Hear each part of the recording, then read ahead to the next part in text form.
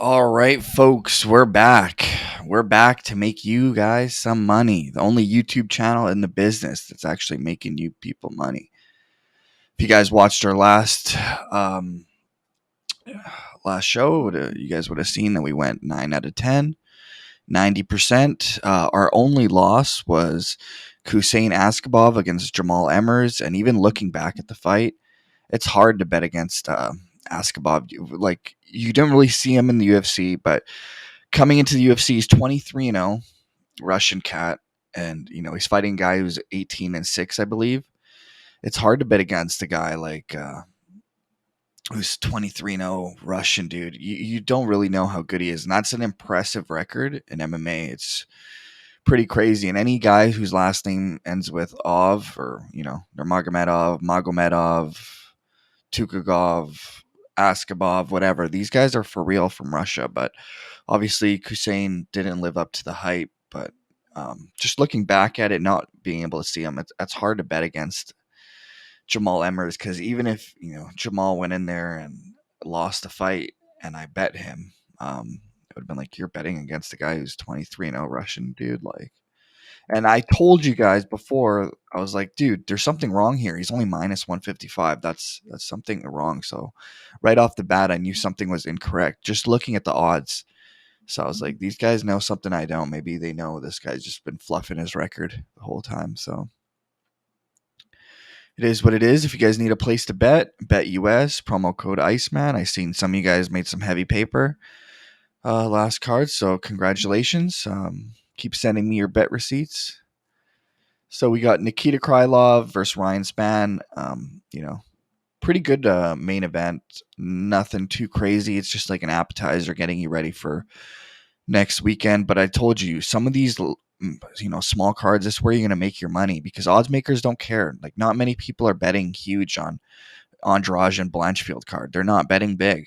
They're betting big on the pay-per-views, right? John Jones, Cyril Gahn, that's where people are betting big. Makachev, Volkanovski, that's where people are betting big. So the odds makers really got those odds on point. So I suggest if you're looking to make money and you're a UFC fan, some of these smaller cards, you're probably going to have better luck making, your money. At least that's how it works for me. But so up first, we got Nikita Krylov takes on Ryan Spann. Nikita Krylov, super well-rounded dude. Good striker. Good on the ground. Ryan Spann, a little more one-dimensional. He's got heavy hands, but if the fight goes to the ground, this fight will be over. So I'm going with Nikita Krylov just because the fact that he's just way more well-rounded. Could he get caught on the feet by Ryan Spann? Ryan Spann does have heavy hands. He's coming off, two straight first-round finishes. One over Dominic Reyes, where he just murdered Dominic Reyes. Probably ended his career, and a guillotine over Ian Cutelaba. Before that, he got choked out in the first round by Anthony Smith.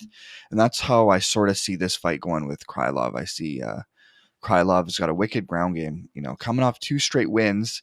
Before that, he lost two straight. One was to Magomed Ankalaev, no shame losing to one of the top 205ers. And Paul Craig, a fight where he was actually dominating, but, you play with the fire of Paul Craig's guard, you end up in a triangle. I've seen that guy like unconscious on his back, about to get KO'd and, lock up a triangle on people. He's nuts off the back. So no shame losing there. Ryan Spann's not going to do that. He's looking to knock you out and I just think, I think Krylov should be able to get it done, but hopefully he takes this fight serious. Don't sleep on Ryan Spann because Ryan Spann is for real. This fight is probably going to be closer than people give credit for.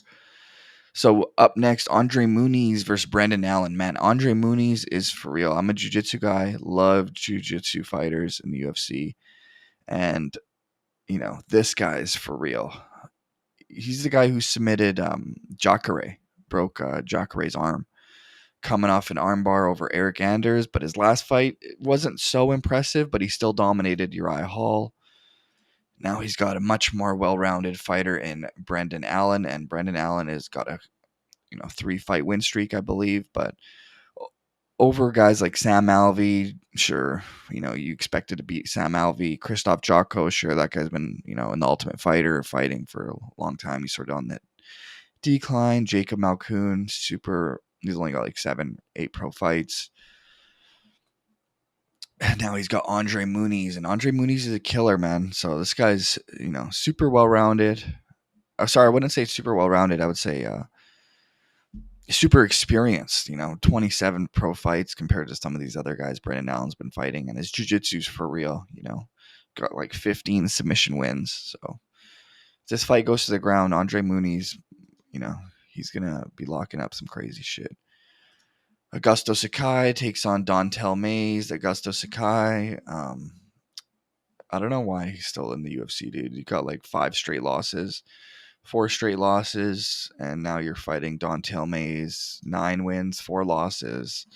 Not too impressive himself, but he's coming off 2 wins, including a no contest split decision. Well, we won't even count that. I'm going to go with Dontel Mays. I think Augusto Sakai's time is done. I think I'm going to go with Dontel Mays, the underdog on that one. Surprised he's an underdog. Tatiana Suarez, Montana De La Rosa. She's been out for a while. They're going to give her a tune-up fight, and Montana De La Rosa is going to just get eaten alive by Tatiana Suarez. I'm assuming probably a decision because, most female fights do go into decision.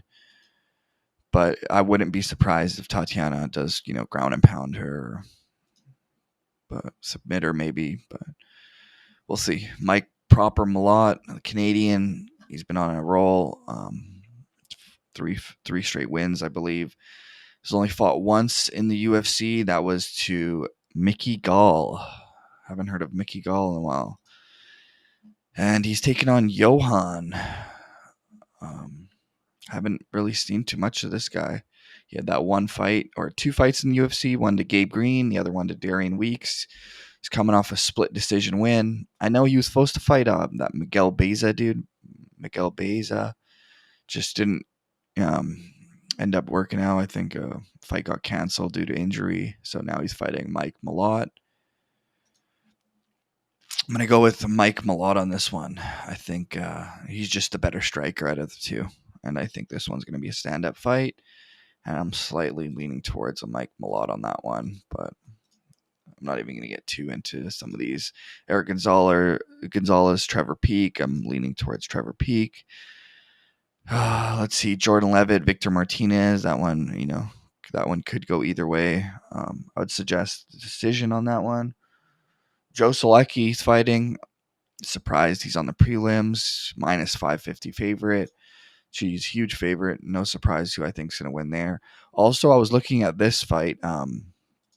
Rafael Alves plus 155 against Nurullo Alib. I haven't really seen too much of this guy. I think it might be his first fight in the UFC. I'm going to